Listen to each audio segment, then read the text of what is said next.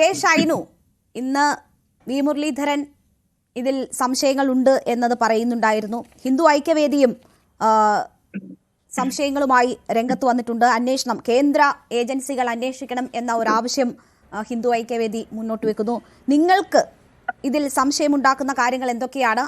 അങ്ങനെ ഒരു സംശയം തോന്നാനുള്ള അടിസ്ഥാനം എന്താ?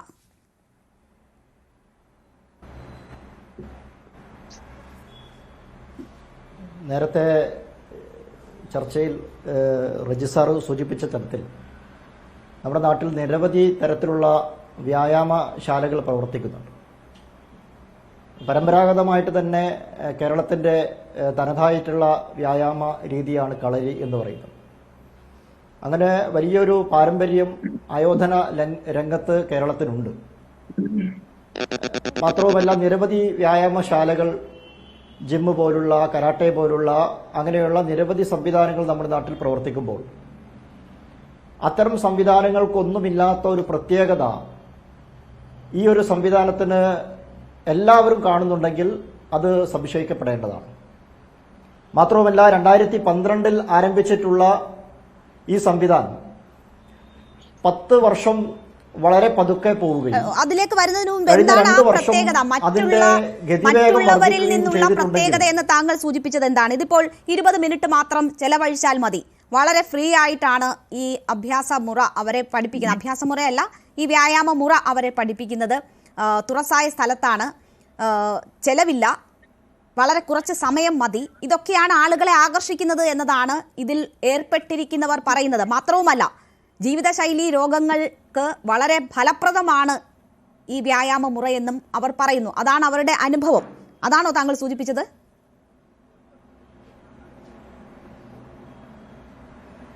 തീർച്ചയായിട്ടും ഇത്തരം ആൾക്കാർ പോപ്പുലർ ഫണ്ടിന്റെ തന്നെ ചരിത്രം നമ്മൾ പരിശോധിക്കുമ്പോൾ നാദാപുരം ഡിഫൻസ് ഫോഴ്സ് ഉണ്ടായിട്ടുള്ളത് എങ്ങനെയാണ് അവർ രംഗത്ത് വന്നിട്ടുള്ളത്?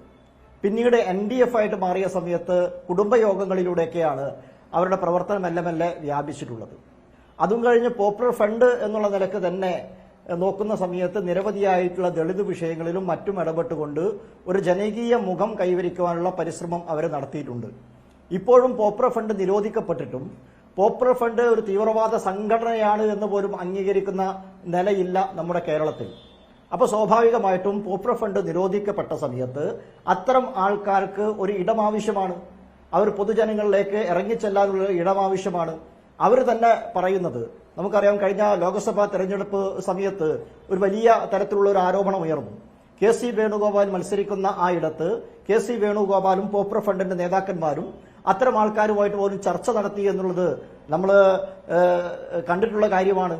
ഇപ്പോൾ സ്വാഭാവികമായിട്ടും പോപ്പുലർ ഫണ്ടിന്റെയും SDPIയുടെയും ഒക്കെ ആൾക്കാർ വിചാരിക്കുന്നത് അടുത്ത തവണ കോൺഗ്രസ് അധികാരത്തിൽ വരും എന്നും, അങ്ങനെ അധികാരത്തിൽ വന്നു കഴിഞ്ഞാൽ പോപ്പുലർ ഫണ്ടിന്റെ നിരോധനം നിൽക്കുമെന്നും, അങ്ങനെ നിരോധനം നീക്കുന്ന സമയത്ത് ഒരു ഫുൾ ഫ്ലഡ്ജായിട്ട് അവർക്ക് വീണ്ടും രംഗത്ത് വരുവാനുള്ള ഒരു റീഫ്രഷ്മെന്റ് കേന്ദ്രം എന്നുള്ള നിലയിലാണ് സ്വാഭാവികമായിട്ടും ഈ മെക്സവനെ അവർ ഹൈജാക്ക് ചെയ്തിരിക്കുന്നത് എന്നാണ് വലിയ ആരോപണം ഉയർന്നു വരുന്നത്. ആരാണ് ഈ ആരോപണം ഉയർത്തിയിട്ടുള്ളത്? നേരത്തെ സൂചിപ്പിച്ച തരത്തിൽ തളിപ്പറമ്പിലെ ഏരിയ സമ്മേളനത്തിൽ CPIMന്റെ കോഴിക്കോട് ജില്ലാ സെക്രട്ടറി ആയിട്ടുള്ള P. മോഹനൻ മാസ്റ്ററാണ്. ഒരു ഭാഗത്ത് മോഹനൻ മാസ്റ്റർ ഇതിനെതിരെ രംഗത്ത് വരുന്ന സമയത്ത് CPIMന്റെ തന്നെ നേതാവായിട്ടുള്ള CPMന്റെ സംസ്ഥാന സെക്രട്ടേറിയറ്റ് മെമ്പറായിട്ടുള്ള കേരളത്തിന്റെ ബഹുമാന്യനായിട്ടുള്ള മന്ത്രിയായിട്ടുള്ള മുഹമ്മദ് റിയാസിന്റെ നിലപാട് എന്താണ്? ആ മുഹമ്മദ് റിയാസിന്റെ നിലപാട് എന്ന് പറയുന്നത് അദ്ദേഹം പറഞ്ഞിട്ടുള്ളത്, അദ്ദേഹത്തിന്റെ ഔദ്യോഗികമായ ലെറ്റർ പേഡിൽ എഴുതി കൊടുത്തിട്ടുള്ളത് പുറത്തു വന്നിട്ടുള്ള കാര്യമാണ്. അത് ഈ ബേപ്പൂർ മണ്ഡലത്തിലാകെ ഇത് വ്യാപിപ്പിക്കണമെന്നാണ് മുഹമ്മദ് റിയാസ് ആവശ്യപ്പെട്ടിട്ടുള്ളത്. CPIMന്റെ നിലപാട് സ്വാഭാവികമായിട്ടും ഇത് ചോദ്യം ചെയ്യപ്പെടുന്ന നിലപാട് തന്നെയാണ്. CPMന്റെ ഒരു ജില്ലാ സെക്രട്ടറി ഇത്തരത്തിലുള്ള കാര്യങ്ങളുണ്ടെങ്കിൽ ഇന്ന് കേരളം ഭരിക്കുന്നത് ആരാണ്? കേരളം ഭരിക്കുന്നത് CPM നേതൃത്വം കൊടുക്കുന്ന ഒരു സർക്കാരാണ്. എന്ത് നടപടിയാണ് സ്വീകരിച്ചിട്ടുള്ളത്? ഒരു നടപടിയും സ്വീകരിച്ചിട്ടില്ല എന്നുള്ളതാണ് വാസ്തവം. യാതൊരു തരത്തിലുള്ള അന്വേഷണം, രഹസ്യാന്വേഷണ ഏജൻസികൾ അന്വേഷിക്കുക എന്നുള്ളത് സ്വാഭാവികമായിട്ടുള്ള കാര്യമാണ്. അതിനപ്പുറത്തേക്ക് എന്ത് നടപടി സ്വീകരിച്ചു? ഈ കാര്യത്തിൽ എന്ത് നടപടിയാണ് CPMന്റെ സർക്കാർ, LDF സർക്കാർ സ്വീകരിച്ചത് എന്ന് ചോദിച്ചാൽ യാതൊരു തരത്തിലുള്ള നടപടിയും ഈ സമയം വരെ സ്വീകരിച്ചിട്ടില്ല എന്നുള്ളതാണ് വാസ്തവം. അപ്പോൾ CPMന്റെ നിലപാട് ഇതിൽ ഇരട്ടത്താപ്പാണ് എന്നുള്ള കാര്യത്തിൽ യാതൊരു സംശയവുമില്ല. മറ്റൊന്ന്, ഇതിൽ രംഗത്ത് വന്നിട്ടുള്ളത് ഇസ്ലാമിക സംഘടനകൾ തന്നെയാണ്. അപ്പോൾ ഇസ്ലാമിക സംഘടനകൾക്ക് അതുപോലെ തന്നെ ഇടതുപക്ഷ സംഘടനകൾക്ക് എല്ലാമുള്ള ആ തരത്തിലുള്ള ആ കാര്യങ്ങൾ ഹിന്ദു സംഘടനകളും പറയുന്നു. ഹിന്ദു സംഘടനകൾ വളരെ കൃത്യമായിട്ട് പറയുന്നു. ഹിന്ദു ഐക്യവേദി പറയുന്നു കേന്ദ്ര ഏജൻസികൾ അന്വേഷിക്കണം. കേന്ദ്ര ഏജൻസികൾ അന്വേഷിക്കണമെന്ന് പറയാൻ കാരണമുണ്ട്.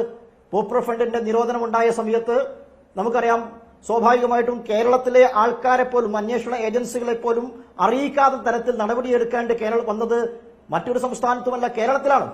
അങ്ങനെ നടപടിയെടുക്കേണ്ടി വന്നിട്ടുള്ളത് കേരളത്തിലായതുകൊണ്ട് തന്നെ കേന്ദ്ര ഏജൻസി അന്വേഷിച്ചാൽ മാത്രമേ ഇതിന് പിന്നിലുള്ള ദുഷ്ടശക്തികൾ എന്താണെന്നും ഇതിന്റെ പിന്നിലുള്ള ഗൂഢ താല്പര്യം എന്താണെന്നും പുറത്തു വരികയുള്ളൂ. ശരി.